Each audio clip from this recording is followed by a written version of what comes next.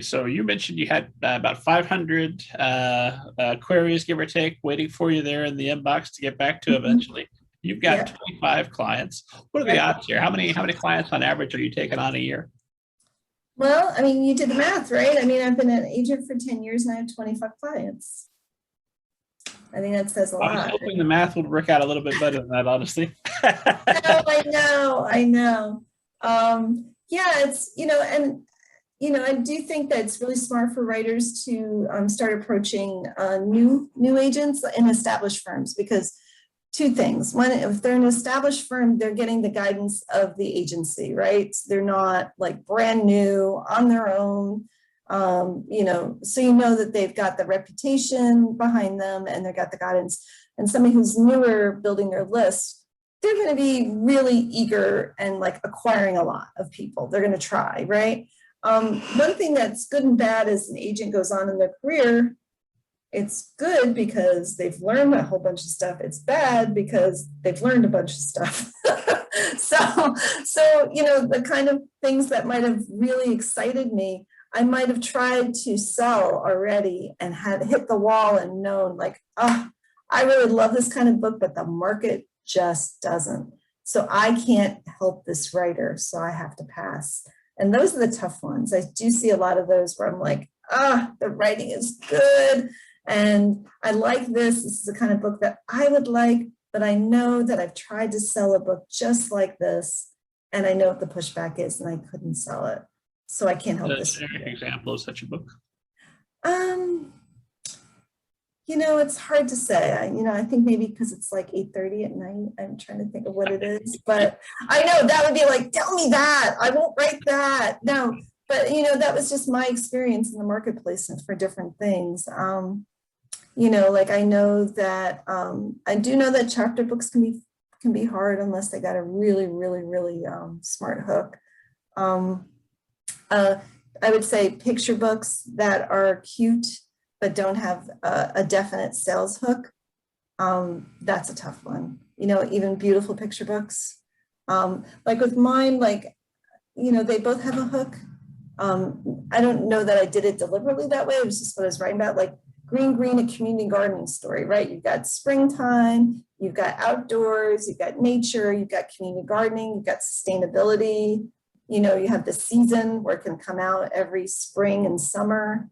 So that's the kind of hook that that for picture book sales are important for sales. Yeah, picture books are a little tough. I will say that because they're expensive to produce. They have to be priced pretty high for sale, and they've got to know that they're going to recoup that cost, the publishers. So, I see a lot of those. That's just an example. With chapter books, as you represent previous guest Debbie Deity. Check the back catalog, esteemed audience. She's amazing. Don't miss that episode. But she's written every type of chapter book there is, isn't she? So is it any? Yes, and I'm representing her Bailey School Kids series now, and we've just sold the TV film rights for that, and we just sold. Yeah. And I mean, there's a huge nostalgia thing now because those books came out and now the parents have the kids, are having kids and want to share these books with them. And they've been asking for that. So we've sold that. We've sold the audio rights for that. And now we have graphic novels coming out through graphics. So that series is just living, and growing, continue to grow. So that graphics graphic novel, the first one's going to come out this summer. It's the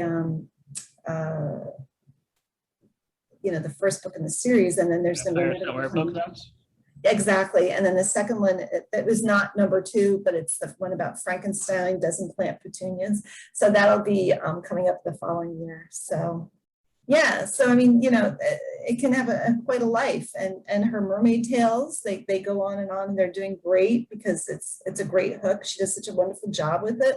Kids love mermaids, and it also has an ecological twist. So she, there's back matter about the fish and the ecology and things like that. So but it's a tough marketplace for that. Yeah. So.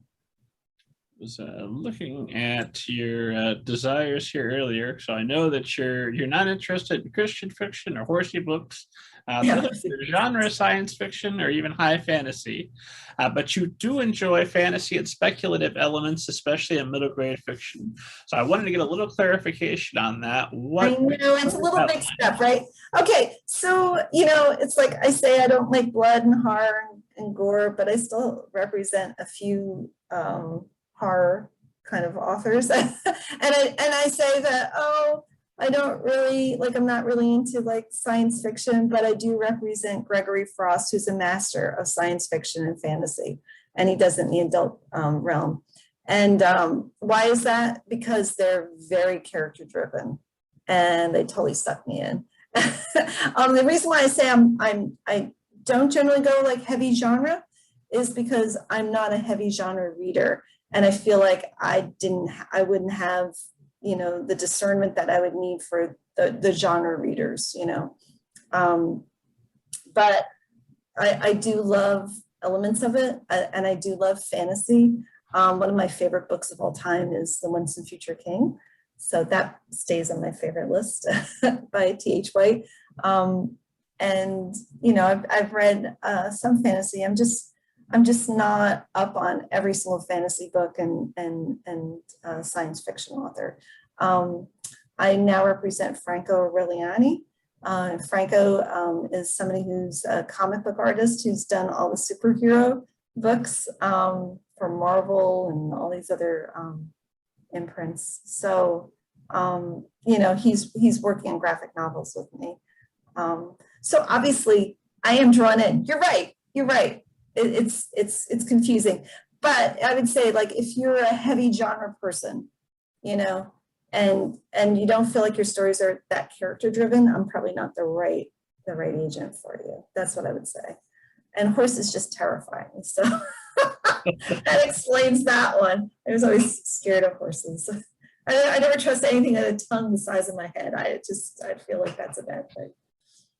Went through a period at the blog where people kept sending me books about a girl and a horse go on an adventure. They're at sea, and I said, finally, no more. I can't. I've reviewed 20 of these now. I'm a grown man. I can't read anymore. And somebody said, well, what about a girl and a horse in the apocalypse? And I said, okay, fine, one more. Okay. See, you got me, right? I know. I'm curious. How does that relationship endure at the end of humanity? Go on. All right. Now, yeah, that's interesting. Okay. I do appreciate that. And with, I had a question right on the tip of my tongue, and I started to say it, and now it's gone. I wanted to ask you about a ghost story. You're looking for a fresh, non-gory ghost story for any age. Right. I love ghost stories. Yeah, but I like at Halloween, I love the spookiness, but I don't like the slasher. Like you go into the haunted house and they'd have like the blood. No, give me the ghost, like the spooky, the eerie, that kind of stuff, the tragic story, what happened, that kind of stuff. I do love ghost stories a lot. Yeah.